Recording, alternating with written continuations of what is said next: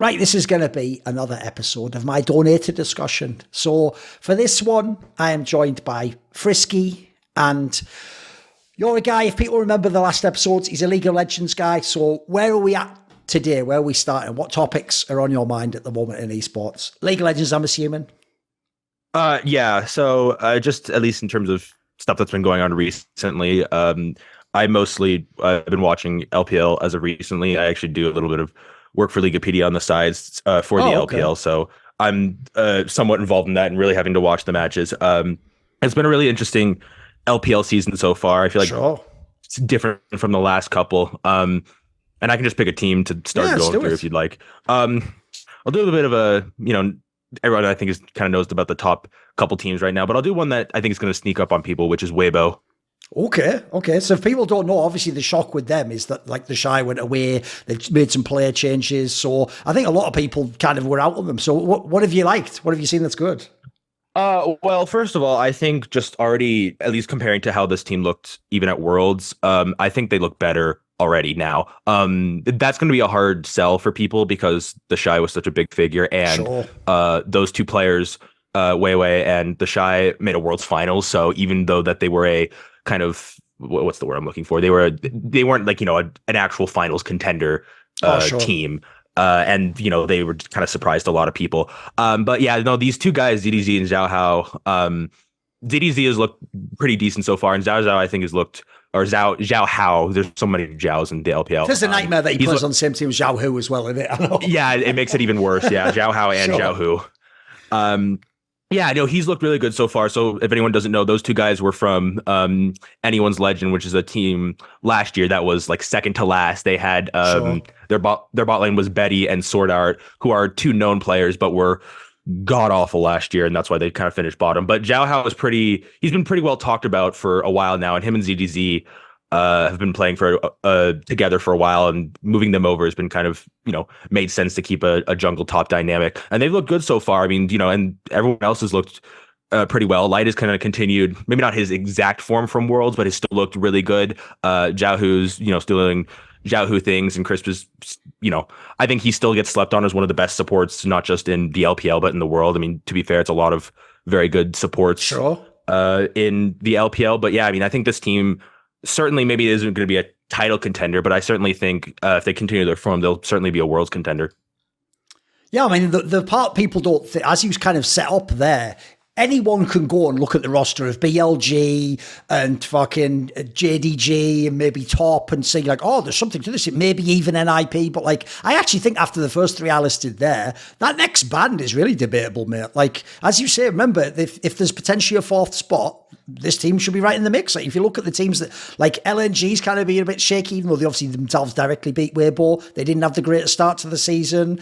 I mean, no one really even knows how good NIP will be. It's kind of been a bit sus thus far. So I actually think the LPL's a bit top heavy this season. So I'm with you. I actually think Weibo have still kept enough good pieces. I actually think the one you've nailed there is, mate, how do people never talk about Light outside of the LPL? I don't get it, mate. Because what's bizarre is, I know, like, obviously people like Gala get the hype because they won the MSI. But if people don't know, this guy was a very good ADC last year. Like, he actually was one of their better players. Like, he was one of the players. The difference was, Zhao Hu wasn't in the greatest form. The Shy, before Worlds, wasn't even supposed to be an elite player.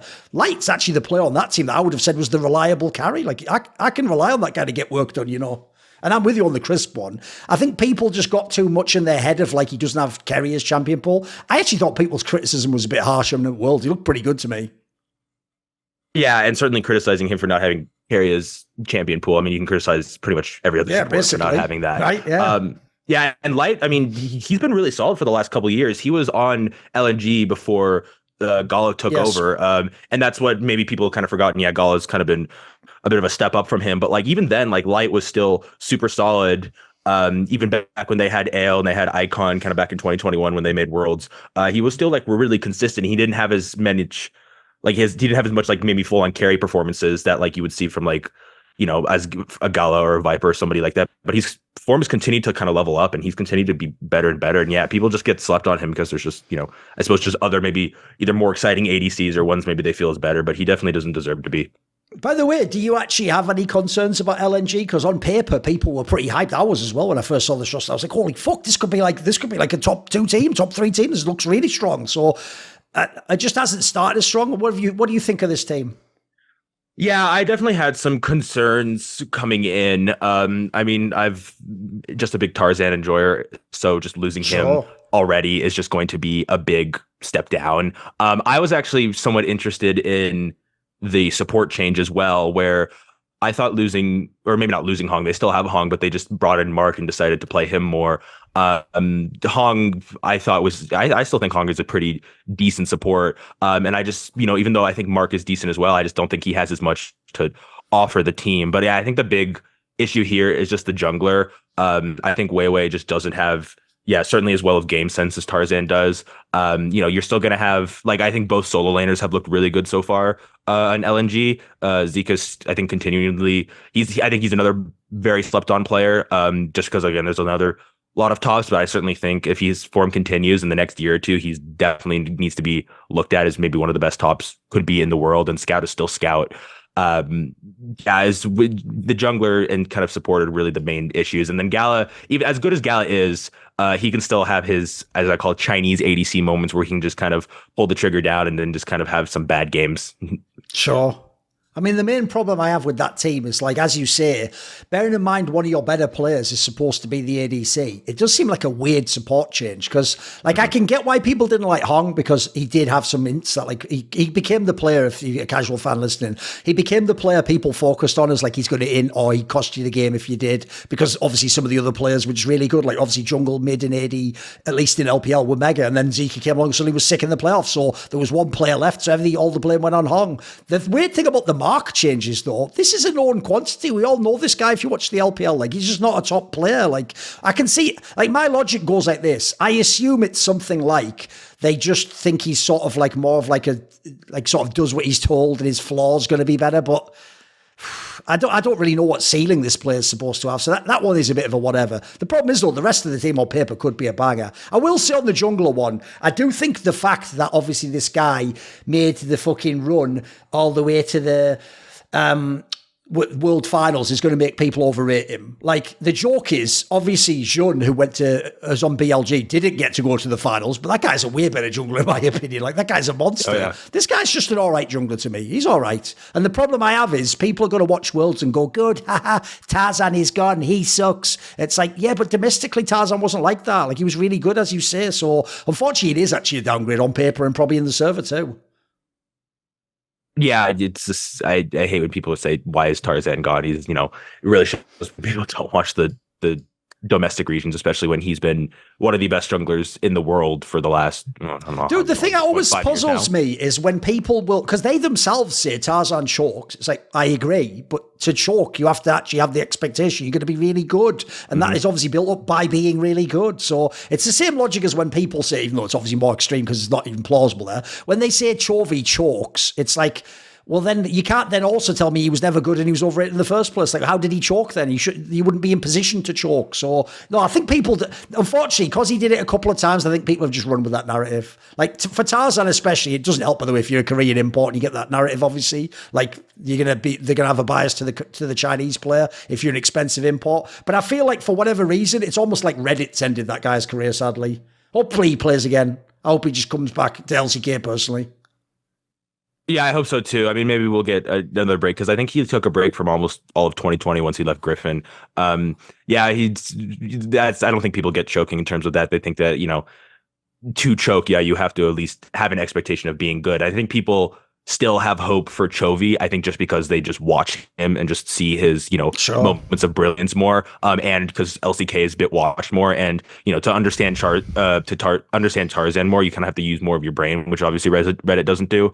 So they're obviously going to miss out on that. So it is a shame that he's not there, and I hope he comes back at some point. Who else is interested then? Pick another team for me. Let's player see. Or some angle. You tell me.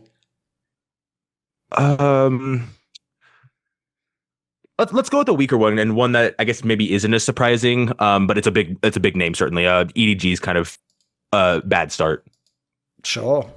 I mean, as much as people the sad thing is, this is where you also know that people don't pay attention because I don't think people get that. Like, the joke is, it wasn't supposed to be Weibo who were even at that fucking Worlds. Like, if you went after spring, it would have been like an EDG or something like that. They were looking really strong, and then obviously they did the Uzi eye swap. It ended up a bit scuffed. Then they got the situation where Leave himself, no one even knew if he'd be coming back because there was that scandal. Then some of their players just played a bit sauce. Like I've always thought, by the way, EDG, ever since Scout left, they've never figured out mid lane. That's always been the most obvious role that's been a bit sauce. But the problem is, you look elsewhere, they have good players, mate. Like, I really do think the Arle guy, he can carry a lot of games, in my opinion. If you set him up, he can be a beast.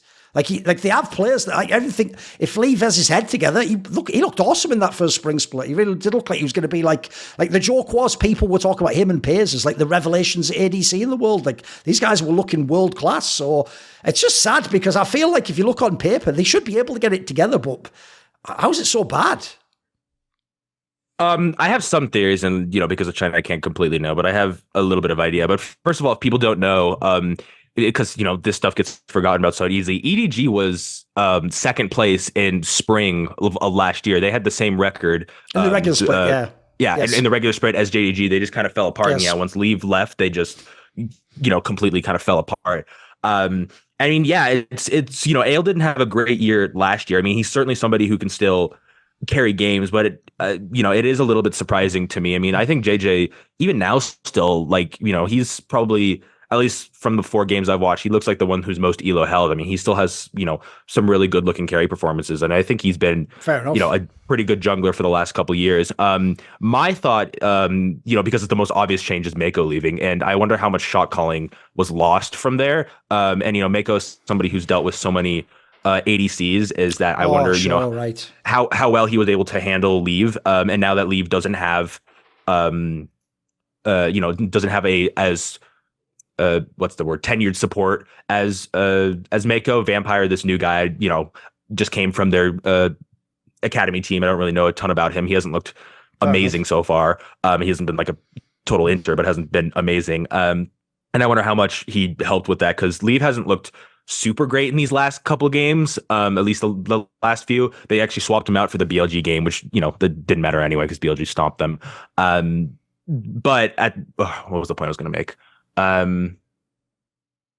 lost it. It's fine. But yeah, I mean, that's just, I think Mako contributed a lot to that team, but I think just losing him will be a big deal. And like you said, the mid laner, they've never figured out. This Fisher guy is, he's not amazing, but yeah, he's not Scout, certainly. He's never been that great. Yes. And then I'd also say, you want to switch to another team? Sure. I want to ask you about NIP then, because here's the problem, right? Even though NIP is second in the table, if you look at who they've played, like, the only result that really fucking matters is basically the win they have against, what was it? No, it's not. I mean, it's actually losing to JDG is the only sort of big marquee matchup they've basically played. Like, if people don't know, OMG is not the OMG before. No one really gives a fuck about that. And IG is irrelevant nowadays. And LGD's nobody. So, like, they've kind of just haven't had a strong enough schedule yet. So basically, if people don't know, this is obviously the rookie team where they brought in some of the players from OMG, and then it's just the notion of, will rookie be good enough? It's like the usual narrative that we've run back a year after year after year. What do you expect from this team? Do you think it can actually be a Worlds contender, for example? This one I'm really kind of divided on, because like you said, yeah, they've won all the series they've won have been against kind of crappy teams. I mean, they got a game taken from them from WE, who I think really haven't looked that good so far. Sure. This team, I'm not sure, because they imported Aki from OMG, who's kind of what's his kind of markup in the, how do you say it? Like, his value to other teams, I think, went up with this OMG team doing better. I mean, you had 2 very, very good solo laners, especially a top side that was so strong. Well, they brought the top side over as well. But I think he was kind of a bit overrated last season. I mean, he wasn't like super hyped up, but I still think he was never that good. He was one of the weaker parts, if not the weaker part on that team, besides him and kind of Abel were not very good. So, like, I don't know, bringing him in, I never thought was going to be like some giant wow factor. I am also, I think this is a common feeling that a lot of people have. You're starting to get the feeling that like rookies just kind of started to get elo held because he hasn't been to Worlds in a couple of years, and it's starting to just feel like a almost like a Viper thing where you just like he's just gonna get like bad people. It just seems like he just kind of has like an unlucky streak the last couple years. I mean, still with this team, I have hope in my heart because I loved watching Sanji play so much, and I still have such belief that this guy can be so good. He's still a little bit erratic. He's still a bit of a young player. I don't think he has the consistency as much as somebody like Bin does, or the highs that Bin does. But he still is going to continue to get better. I'd say he's too good to not do. I think that bot lane is really the biggest question for me, as well as the jungler.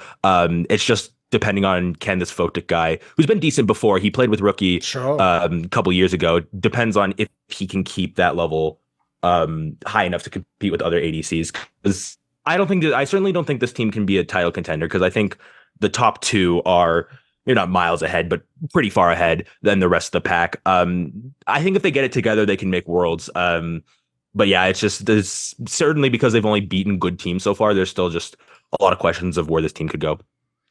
The sad thing is, aside from, like, I think maybe in the first game, Rookie was like a bit shit, the LGD one, if that's the one I'm thinking of. He had like one series I remember was a bit shit. Aside from that, he's still good. If people don't know, look, he's maybe not his peak value, but I also agree with you. I get the sense that, like, I feel like each year, the wear and tear of, like, essentially teammates collapsing or not being good enough, or especially, so for some reason, he has the most criminal one where sometimes they'll even keep it up like the spring split, but then they always, at the end of that summer split, you just see his teammates. It's like his teams are like that fucking picture from Back to the Future where all like his family are fading out when they're dying in the future. That's like what happens to his teams, and by the end it's just him, isn't it? Because I agree with you. The Aki guy got all that credit because of how sexy OMG like collectively were. Like everyone knows Shanji and Cream were the shit, and they were awesome to watch. So the problem with that is anytime you have solo laners that play like they did and the play super fucking aggro, yeah, as a jungler, like, you've got to have a lot of agency. You're going to be able to potentially look like you're really great, but it's going to be hard to tell how good you are.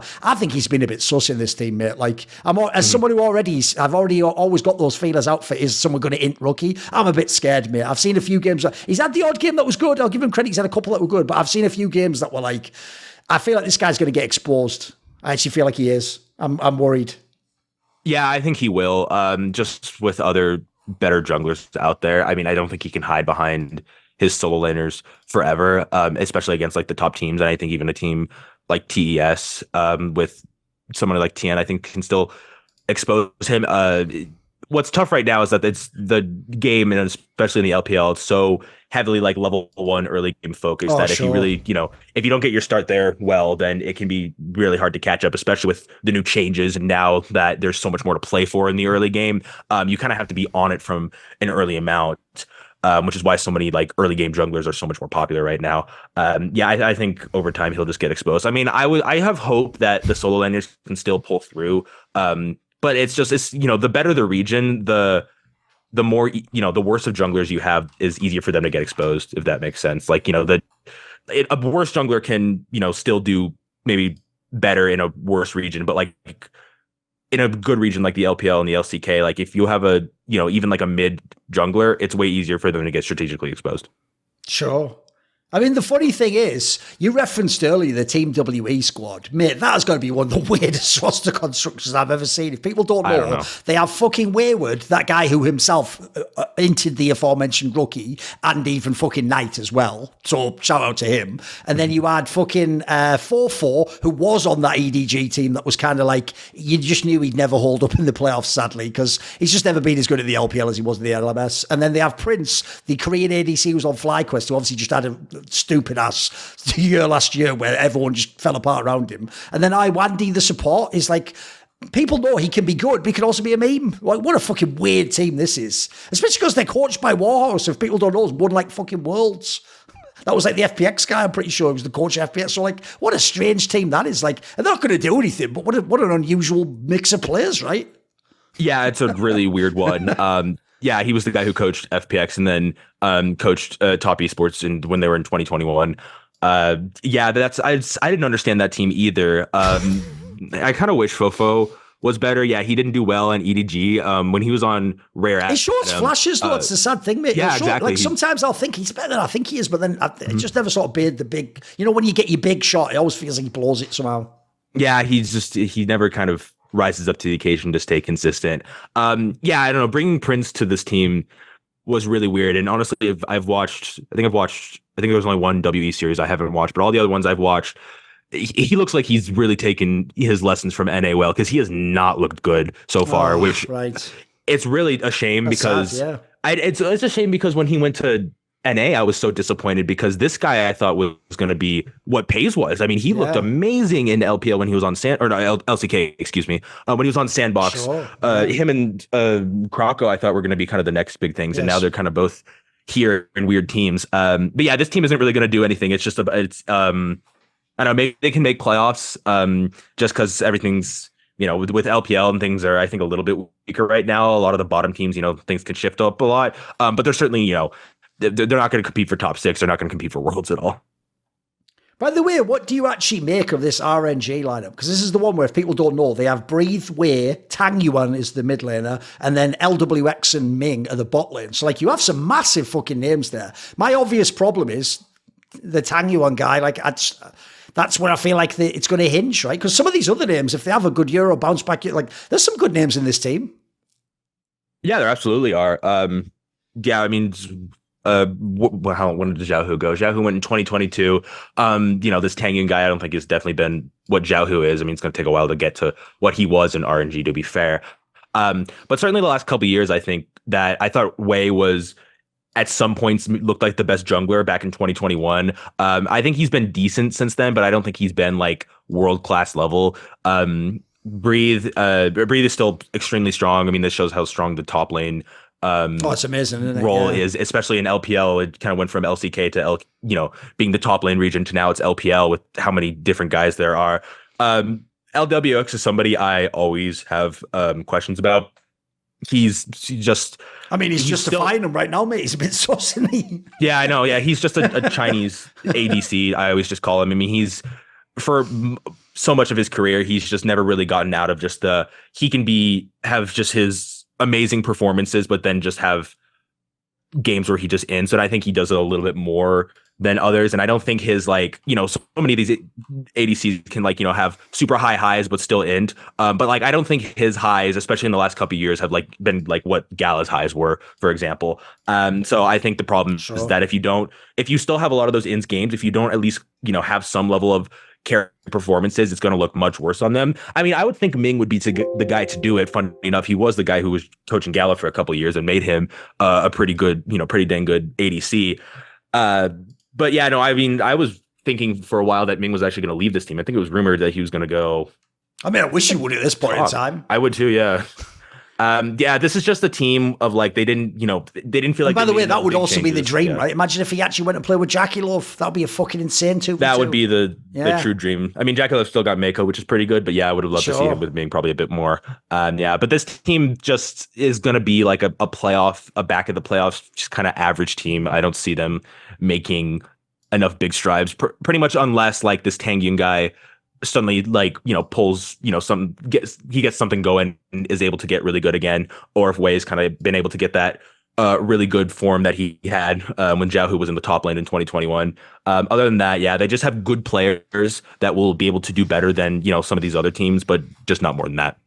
Yeah, the sad one about that is if someone's a casual fan, they're going to see LWX and go, oh my God, that world champ. Mate, that was years ago now. His game's dropped off so much in the last few years. And the worst thing is, if you notice, one thing that's a bit infuriating about the LPL is because there's so many teams, man, sometimes it looks like they just took the names and put them in a hat and then just emptied the hat out and then just gave people teams of random players. It almost reminds me of the NBA, dude, where you'll just have there's the all-star in one position, then there's just a complete rookie in another, and then a nobody in a third position. It's what the fuck? Because like you say, mate, that Breathe guy could be on way better teams. Even Wei probably could. Yeah. Ming definitely could. I'm almost certain he must have an insane rep as well. These players, they don't really have to be playing with some of these other guys, Yeah, I mean, Ming has one of the best reps in all of China. Him and Mako have two of the most impressive resumes there are. Yeah, it's really a shame that he couldn't go somewhere else. I mean, I would have loved to see him on JDG. I still like Missing, but Ming is a better player than Missing is, and certainly him with Ruler would have been great to see. But What do you think of the new JD Gaming though? Like obviously they swapped out the fucking solo lane. So what are you at on this one? Because I feel like people initially overreacted and were like, they're just done. But it's like, I mean, mate, but by the end of the offseason, they're still clearly going to be a top team. They've still got some fucking good pieces. I was certainly like, obviously I think everyone was sad that that team didn't stay together. Sure. And I certainly was like a bit down on them. I wasn't, I wasn't going to be like, they're done.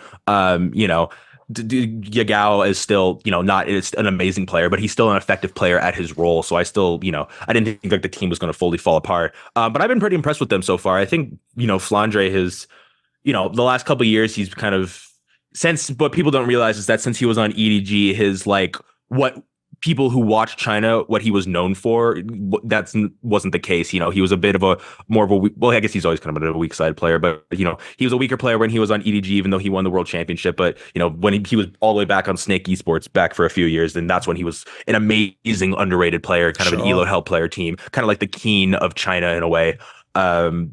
But I mean, I've been really happy with what I've seen from him so far. I think you just watch this team and, it doesn't take a person with that much intelligence to see that Ruler is, probably still the best ADC in the world. I mean, the guy is, I think the guy needs to start at one point being in the conversation for greatest ADC ever.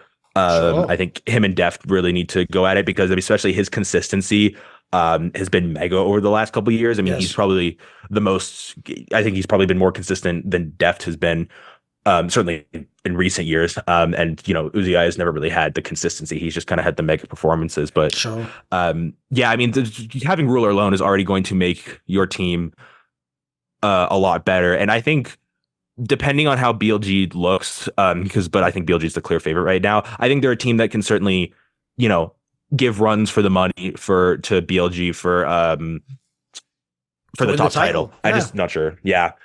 Which is still crazy to me that like of all the people, because Knight is probably going to go down as the best Chinese mid laner ever. I mean, Xiaohu is the only person he's really behind right now. Of all people to be his like eternal rival, I love seeing players who have rivals, eternal rivals. I didn't expect Yagao to be the person. Like they just keep showing up like in the top two teams over and over and over again, which is like, it's just the funniest thing of like all people it to be Yagao. Thing is, though, if someone's more of like a casual, like they don't know these players, well, obviously you're going to know them from international play, but I mean, like what they're like day to day. I would actually say the analogy is because they came up at the same time.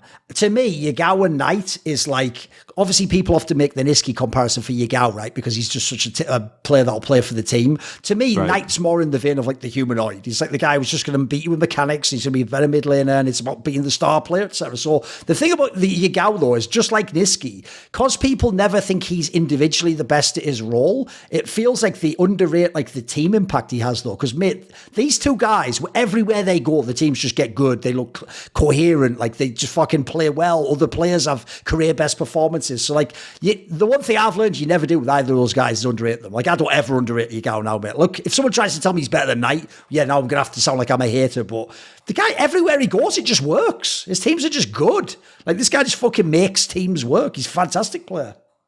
He is, yeah. No, his every team he's been on in the last couple of years has just worked really well. I'm trying to think where because 2020 is where he won his first split. I'm trying to think where he was before. He actually might have been on. No, that was I was gonna say he might have been on TES before Knight, but that was like way back in 2018. That doesn't matter. Everywhere he's gone, he's been super effective. He's always kind of had a smaller champion pool to me, which is kind of some of the reasons I think like internationally he's kind of maybe been a little bit more figured out. But like, the champions that he can play, he's very good on. And his, a couple champions, like he's like Talia or his Zoe back in the days. I mean, he can have full on carry performances, especially on Zoe. I thought he was so impressive on, and somebody who can at least do that on a couple champions is, somebody who's going to be worth. But yeah, and I think Kanavi has played with him so long that I'm sure he's just going to be, those two just work very well together. And I think, Kanavi helps him, helps with what, Yagao wants to do. You know, I think you could even make the argument, mate, that like, even though like I actually thought Knight's JDG as a team was better, for Kanavi specifically, I think it's pretty clear that Yagao is like the player that plays better for him, because I actually felt like on last year's JDG, you could tell when they wanted to emphasize Kanavi, because that was when, if you notice, it looked like Knight would even pick for like the more supportive mid laner or just the boring ass mage and just help, you know, like it looked like those two almost had to like decide, right, who is the carry here? Who's supposed to be servicing the other one? Whereas when you have Yagao, it's just there for Kanavi. Like it's your time, mate. If you want to be the best jungler, you got the setup right now. This guy's going to make you the best. Yeah, I know he's perfect for this team too, because you have Flandre who can play weak side certainly. Yes. And isn't going to be like as big of a carry person that like, you know, maybe they were probably putting a little bit more emphasis on 369 because he had more potential to be carry. Yeah, Flandre is not in the position to do that, but he obviously can still be effective. I mean, you know, it's the perfect position for Kanavi to go you know, interact with Yagao, and you know, the bot lane, you know, he can be like mid bot at the times, but obviously the bot lane doesn't really need it as much. It really is like a perfect pairing. I mean, you know, rarely that, you know, I think a lot of people think that like the best mid jungle pairings are like, you know, always have like one of the best players ever, because everyone when they think of mid jungle pairing, they think of Faker and Bengi because they won three worlds together, like 2.5. But yeah, they won a bunch of worlds together. And Bengi was somebody who worked so well with him. So, you know, you just think of how that was when Faker was in his peak. But, you know, it's really just about how well two people can work together. Because Kanavi is, you know, still been one of the best junglers in the world for a couple of years, even though he's still kind of, he has his problems internationally as well. But yeah, combining him with Yagao, they're, you know, as good of a tandem as there is. What have you thought about the top esports team? Because obviously this is one where, I mean, I feel like the sky is the limit, but will they hit it is the question. Like there's massive potential in the players. Yeah, there is. This is one I'm still, I don't know. It's every time Tien comes up, I don't know. I can't get my head around how I think about Tien. It's like how Dom thinks of the Shy, except I actually hate Tien instead of Dom just joking about it. Okay. He's just somebody. I say he's been a good player before. And he still can be, and this is if anything a meta for him, because early game focused junglers, you know, having to do a lot on the map early on, not needing to farm as much. I mean, that's a lot of where he thrives. I mean, he's been very good in the early game as a jungler. That's where I see him get a lot of his leads in the past couple of years. But just because it's Tien, I'm always kind of having question marks. I mean, you're absolutely right that the sky's the limit in this team, because you think, okay, Cream was incredible last year. I mean, yeah, Chandra was the best player, but you know, that doesn't discount from how good Cream was. Cream's really good, yeah, and he's again somebody who you can think can continue to jump up and up and up on the ladder. Maybe not be as good as Knight is. I don't think he has. Well, I don't think very few players I've ever seen have as high of a peak as I think Knight could have. But you know, he can still be as an amazing worldwide mid laner. The bot lane is the one that I'm so questioning on, because Jackie Love is such a divisive player. I mean, he can be so good at times, but also be, you know, kind of like a better version of LWX, where he can have, you know, better carry games with just bigger ints. I was thinking that Mako, because like I said before in one of the podcasts, that Mako was going to be like maybe the guy who finally gets to Jackie Love, because he's never really had like a very good support. So like maybe this is somebody who can like shock how well, give him some stability in the lane, you know, maybe you keep him back a bit, but you know, still be able to let him off the leash when you can. But it hasn't really happened yet. Yeah, I've definitely been iffy on this team so far, and I think that they still have potential, but it's just, you know, I'm not sure if they're going to be able to reach it or not. I mean, the silly thing is, like, it's one of those ones where the main problem is you're just jamming all these pieces that haven't played together before. Right. So like Cream is really good, even though I agree, I'm also sort of like a low-key Tien here, because I can't delete the really egregious like fucking international performances from my mind. It's just, some of them are so distasteful, but I get that he has had some amazing splits over the years in the LPL. The problem is Tien and Cream is like, on paper, they're two top players, but what fucking synergy do they have? Like, they have no reason necessarily that'll be awesome together. 369, I actually think, has to figure out his identity. Like, he obviously could just be a weak side if he wants, but I think that's to waste his game, mate. I agreed with that on JDG, because you had Knight and Ruler. I actually think, if anything, he should be played to sometimes. He can definitely carry. He's a fucking sick player. And then Jackie Love is a fucking, I mean, I'm a massive Jackie Love fan, actually. I used to be a hater the first few years when he was at IG. I think ever since he got to top esports, I think he's gotten better and better, mate. Like, I thought last year he was cracked. He just looked really good. It wasn't his fault. So I don't know that necessarily the Mako pairings worked yet, but the key thing is there's enough space at the top. This could slot in as like the third best LPL team. I think they should go to Worlds. Yeah, I think this would be certainly a disappointment if this team doesn't go to Worlds. 369 finding his identity is definitely a weird one because he's been so kind of swung back and forth on the pendulum of like, is he going to be the big carry guy, kind of like how Gen.G is, or is he going to be a weak side player like Fondre is a lot of the time? And he can do both really well, sure, but he kind of needs to fit one. And you're absolutely right that him not being a like carry player is kind of a disservice to how good he's been. The last 2 years, he was like second best or third best top laner last year, but certainly the last 2 years, he's probably been the best top laner because he was in 2022. He's just, I think also somebody who just continues to improve as well. I remember being very shaky on him when he was back in TES all the way back in 2021 when he had like a really bad year and he got replaced by Zoom, who is just gone to the wind, I suppose now. Just gone. Yeah, exactly. Yeah. I hope that he kind of figures it out. Rajcula had a great year last year. I think it just depends on just how he's going to work with Mako. And I think that pairing will eventually work. And then it's just really going to depend on how Tien works with the rest of the team. Can this mid jungle, they're two very good players, two very good individually skilled players, but can they have the same synergy as, Kanavi and Yagao have? Maybe not that level, but can they get something going similar to that? Because you're right that just because, they're all very good players, you throw them all together, and it doesn't necessarily work. There was, I think people already forget this, back in 2022, the BLG super team that had that they brought Uzi back, where they had Crisp and Fofo and Weiwei and Breathe on the team. That team just completely sunk. Yes. Where they, the next year they just bought a bunch of ragtag guys, and those guys ended up making Worlds. So you never know if you're going to get that. I mean, they're certainly like RNG, except a step up from RNG, where like individual alone, they're gonna, at least get like a top 6 position. But if they get it figured out, they can, again, maybe not compete for the top spot, but can at least look for third. See, the funny thing about the BLG team, which was obviously left because it's just the like hands down clear best team that has all the potential, the great lineup stuff, is the joke is I actually feel like the way the offseason played out, because the first thing people heard wasn't like this BLG team, but they just heard like, oh, JDG's definitely not keeping the lineup. And then they heard, oh my God, Knight and 369 have left. I think so many people sort of just thought like, oh, well, if there can't be a team as good as last year's JDG, then like, the LPL's doomed. And I almost feel like the fact that the Gen.G super team happened in LCK and then T1 re-signed there, I feel like all the attention, as always, just got sucked to the LCK and people just look at the top 2 teams there. Because, mate, first of all, when they actually did finally announce like the full lineup, like, oh, they've managed to keep a bunch of the best players and then they just put Knight in there.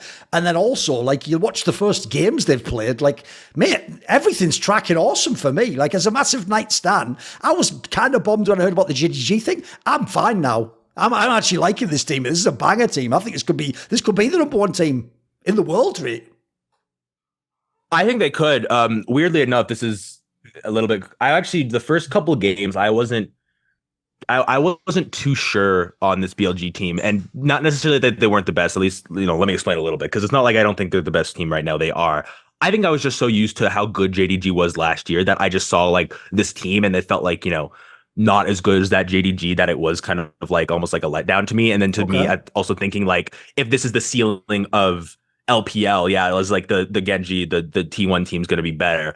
The more I watch them, I think that's a bit, kind of silly to think like that though. Cause watching, they definitely have one of, if not the best early, Gen.G's early game is quite good, but certainly in the LPL, they have the best early game in the world right now. How they, coordinate mid jungle, ganks, how they get their level 1s going, because there's been so much focus on can you get some pokes and some like first level kills in the level 1 before the minions spawn. They've been great at that so far. So certainly I think that they're the best team in the LPL, and it's only been the first 4 games, so I think me being a bit cautious to them is maybe I just don't want to get as hyped as everyone else, but certainly I think they can absolutely be the number 1 team in the world. I mean, every piece is there. As much as I love Elk, he's probably the only one that I'm like a little bit iffy on, just because he can kind of do the same as the other Chinese ADCs, where he can, have amazing performances, but then like kind of iffy ones as well. Yes. As much as I've enjoyed him since he was on WE, he's, certainly good at that. But at the same time, every other piece is there. Jun is one of the most surprising glow ups I've ever seen, because he was just kind of meh forever when he was replaced Ning on IG in 2021. Yes. And then he just kind of rocked the boat for a while, where he was just kind of like an LPL player, but like nothing special. And then since being on BLG, he's been amazing. He's been in one of the best junglers in the world. Yep. And, you know, I'm happy to be here for it. I'm actually sad that he's one of those players that actually lets me know that the people who pretend they watch the LPL, this is what will always show you up, guys. There's too many teams and too many players. So you can't fake it for that long that you know what you're talking about. Because, mate, where is this guy ever on a top jungler list, ever? You know what I mean? Mm-hmm. Whereas you look last year and then you look how he is now, mate, he is one of the best junglers in the world. He's really good. Like, I almost feel like that's why I'm actually sad that BLG didn't make the World's Finals. I feel like if they'd made the World's Finals, it would have given more like pop to their names, and like they would have actually gotten the status they deserve, because this guy deserves to be on the best Chinese team. He looks really fucking good. He absolutely does. Yeah, it's a shame that he kind of gets muddled down, because to some people who are bigger names, I think maybe people know Kanavi now just because he's been to Worlds a couple times, and obviously you know, the Peanut is well known, and then, you know, Honor had a good World, but he, you know, was not the better jungler than June was last year. But, you know, obviously people don't watch the region, so they don't know that. But yeah, no, he has not gotten his name recognition as he deserves. I think this will be kind of the year for him. Really, him, Elk, and On are like the players who don't have as much name recognition as the two solo laners, because you know, Knight's a big name, and Bin was in a World Finals and got a pentakill in the World Finals. Everyone remembers that. Sure. Those three, I think, are going to really get their names solidified this year. And I think On too will, you know, continue to look like a great support. It's just that the support field is so stacked, especially right now. There's a lot of very good supports just worldwide. Obviously, you still have Ming Mako, but you've got Keria, you've got Delight, you've got a lot of these guys. And, you know, so he kind of gets his name kind of forgotten too. But he still deserves to be too. Maybe not as much as June, but still, you know, his name deserve to be rung out. All right, what now? Is there another team you want to talk about? Let me think if there's anyone else in. We've gone through most of the big names, I think. Yeah, the only other one that I thought about talking about, but it's not really meant to be talked about, is just that it's more just like I can make a side comment where if you want to watch entertaining LPL this games, and this is just for anybody, watch Thunder Talk Gaming, because they're they've been pretty fun to watch, and that their new ADC, this one XN guy, he's actually pretty good. I mean, he's, you know, he looks like he could be fun. They're certainly not, they can probably make playoffs, they're not going to be anything, but yeah, they're certainly going to be a fun team to watch, I think, just if you just want some craziness. I mean, if people don't know, they have that Beichuan guy as the jungler who's somewhat notorious in the LPL. So, no, yeah, they're definitely a wild lineup. But already, if people don't know, they're the ones that beat LNG and kind of shocked the world already, whereas LNG on paper was supposed to be a super strong roster. So, put it this way, they are primed. Maybe the analogy would be they can be this season's OMG. How about that? Yeah, that's I think that's a fair analogy. Because I always told people, like, Dom was overhyping them guys. It's more just that they were the most fun team to watch. You have to remember, he had to watch a lot of bad LPL games. So I can tell what happened was he either got hyped for the big marquee game, like if BLG did play JDG, or he just watched OMG because they were just entertaining. Like, they would try crazy ass shit. As you said, Gen.G was a fucking maniac. Like, Cream was really good and exciting. And just the way they played together as a team was just cool. Whereas, like, yeah, I'm with you, actually. I had no expectations for this team, but fucking hell, I mean, you got to give it to them the first few games. They look actually like they're worth watching. Yeah. No, neither did I. Just forgotten lineup, and yeah, they're certainly enjoyable ones. Do you have a pivot? You want to talk about something else? Another region, another team? We can talk about Korea a bit. Yeah, let's do it. Yeah. So okay, the obvious question is, right out the gate, the Gen.G super team. What do you think? Yeah, this is definitely, I think, the favorite for me. They've crushed it so far. I mean, they're already 6-0. Just fantastic. I think all players have just looked super good so far. Chovy's, I think Chovy's kind of developed some Tien-like, or not Tien. Well, yeah, kind of Tien-like thoughts for me. Maybe not he's going to choke as much, but, he can start doing amazing. And I always start to get the thoughts of like, how's he going to do, as the Worlds gets on. Yeah, sure. Now you have the expectation that like Chovy's just going to make Worlds. I mean, he's made the last, like 5 or Worlds or something like that. I think he made them all in the row after Griffin. Yeah. Since the first year I think they failed, that was it. Yeah, and, just kind of the last couple of years, he's just not been able to at least even get to a final, which is just a shame. But yeah, I mean, Pays is, again, one of the best. Is he the best? I'd probably I don't know. Viper is really good right now. Do I want to say it's between Pays and Viper who the best LCK ADC is right now? I mean, this guy I think is just going to continue to get better and better. I mean, he's just was mega last year. I mean, he really surprised me. I didn't expect him to be as good as he was. But he's just continued to get better.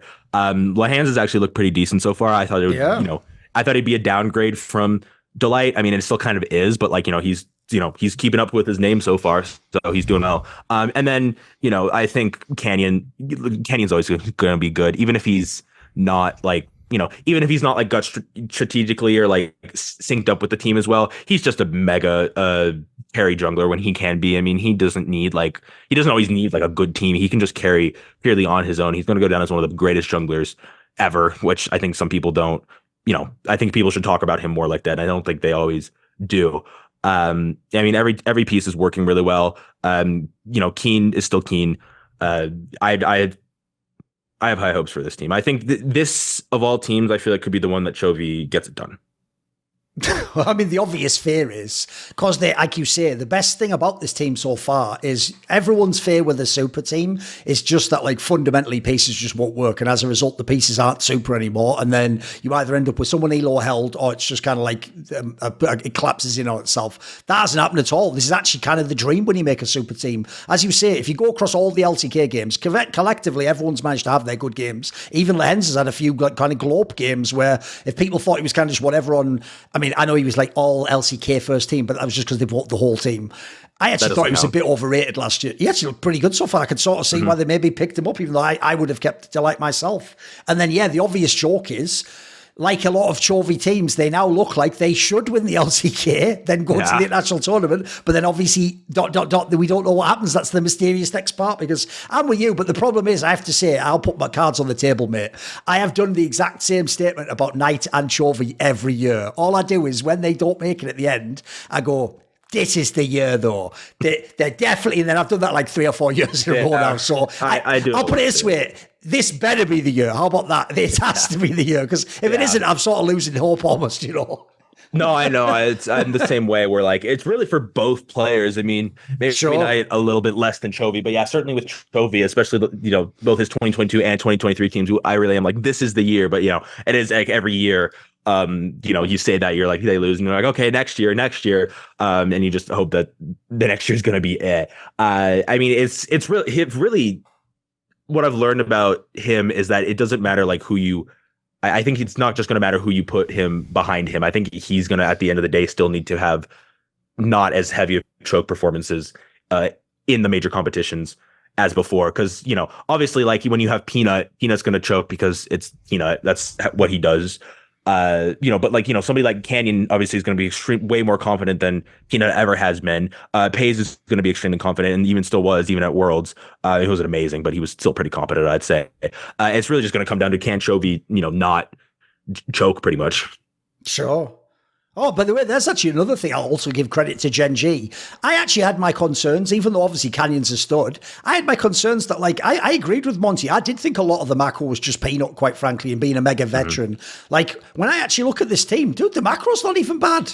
They haven't even lost much in that sense. Like, they still look pretty good in most regards. So, no, I think everything in this team looks great right now. And on the Chovy angle, the reason why it's so important that he wins Worlds or something like that, or at least an MSI or something, because, mate, this might be like the best regular season player ever. It's like fucking unbelievable how good he is in just an average LCK game. Like, and with any teammates as well. You can go look at those dodgy DRX and Animal Life. It doesn't matter, mate. He just carries all the time. He's just fucking unbelievable. But I just feel like I don't want it to be one of those ones where you could have been the GOAT, but then if you just don't get the silverware, that's what we call it in English, where you win the trophies. If you just don't get those trophies, just like the fans are never going to give you the number one spot, Yeah, you need to get those rings, as it were.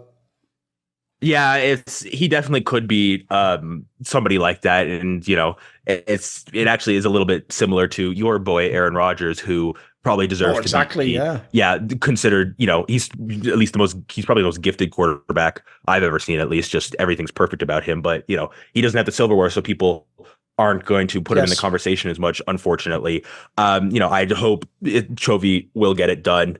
Another thing I actually just realized about this team, they have Mata as a coach. And Mata is, even though he hasn't played in forever, he's still one of the smartest best macro people ever. And I think just, it could be having him as a coach is just another factor that helps this team. Yes.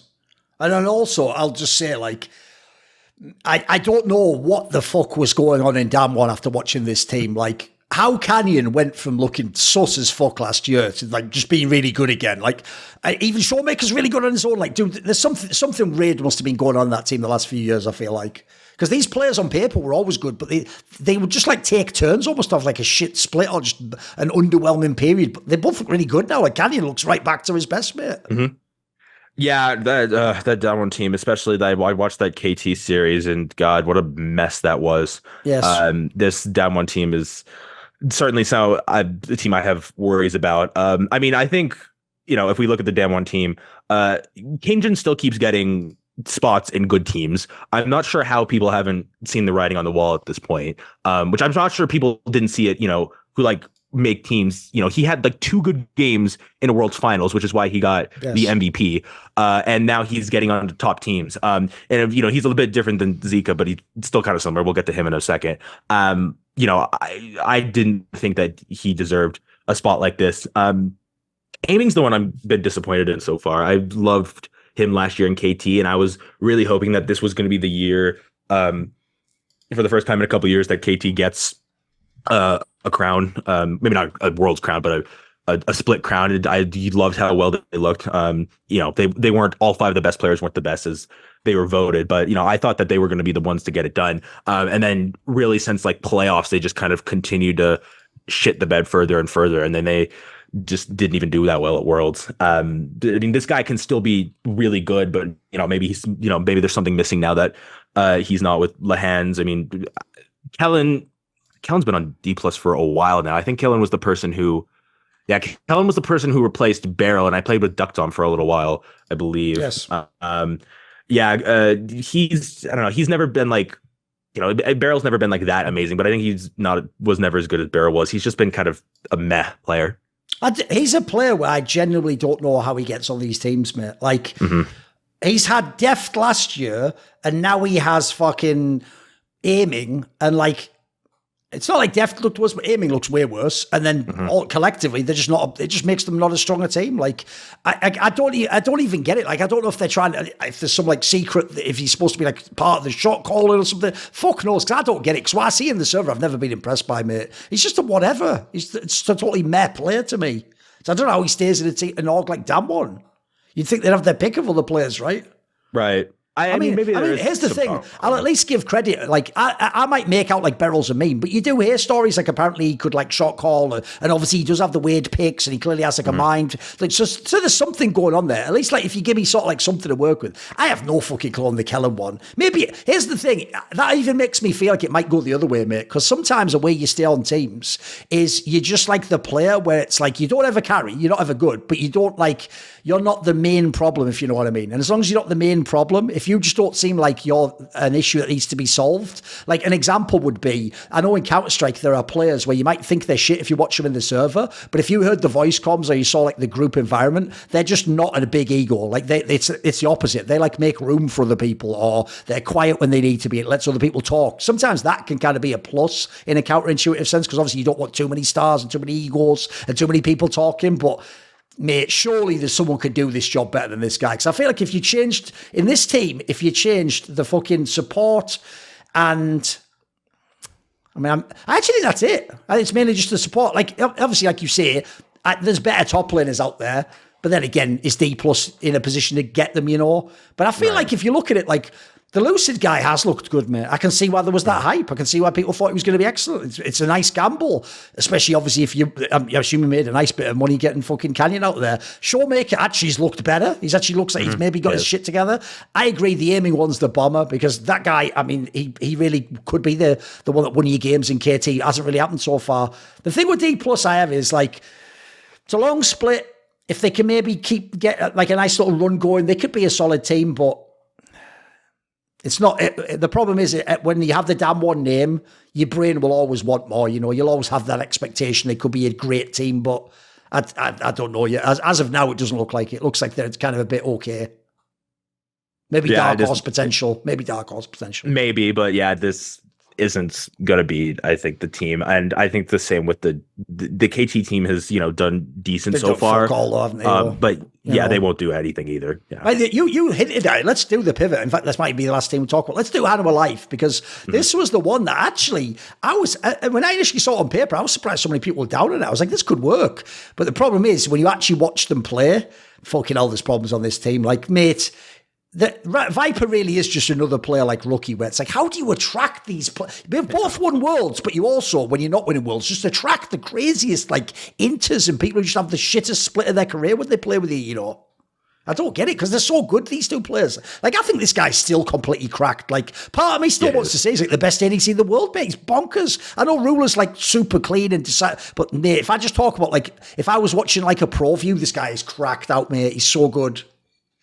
Yeah, he's going to go down as one of the best ever. I think people maybe have kind of forgotten how good he is because of kind of the last couple of teams he's been on. But yeah, I don't get how he tracks these players either, because you're right. You look at this team and you're like, this can be like this could be like a really good team. Maybe they can even be a little bit competitive. Yes. I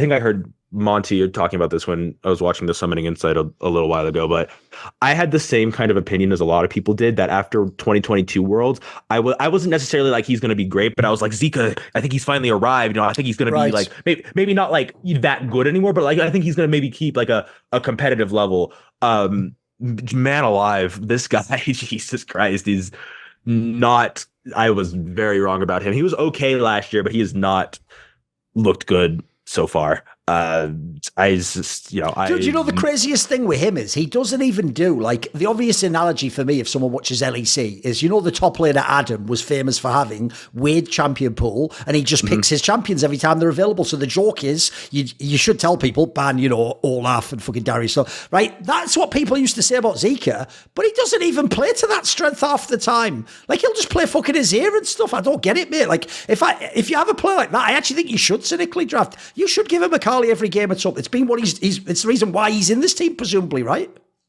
I would imagine so. I don't know how much there is. It's just like the Korean style of coaching of no, we want you to play Corki. It feels like they're just doing meta coaching. Yeah, like just drafting what they think strong in the meta, right? What I think people don't always understand about players like Zeka is that, I think a lot of people in like solo queue will automatically think that like the assassins are harder characters because you have to hit more buttons and they're a lot faster, but people don't realize that like the positioning on mages is like what's so difficult about them in pros, and some people just can't play them. Like, Zeka has a way more of an assassin style mind of like wanting to be in there, and like giving him something like Corki or like Orianna or even like Nico, Nico's a little bit of a mix, aren't necessarily things that he's going to like vibe with as much on, because you have to work better with your team. You have to be positioning around them more. You can't just kind of, like you play Silas, you play Akali, you can just, you have some level of like being able to do things on your own, and being in the middle of teams. But yeah, it's that style certainly doesn't work for him. And he, I would hope he has a little bit more say of, wanting to play his Akali, which he has a skin for. I've had to make a lot of tough choices in my career, but thanks to the support of my Patreon community, the Skrilluminati, I never have to make tough financial decisions. So this video and all the rest on my channel are kindly supported by Ahmed Hadjou, Frisky, Pugnatio, Rajcula, Animosity, Jensen Goh, Tobias Bernasconi, Tosh, Torin, and you know it if you've ever heard before, and you'll hear it many times in the future. A special thanks goes out to my main man, Gen.G's minion. Do you want to ask a question in my video AMA? Do you want to be part of one of those long discussions where we talk about whatever you like in esports? Do you want teasers, find out who the upcoming guests are going to be? Or maybe you want to suggest a topic for a future Thorin's Thoughts type video? Well, if any of these perks or others appeal to you, put your money where your mouth is today and join the Skrilluminati by joining the Patreon link in the description box below.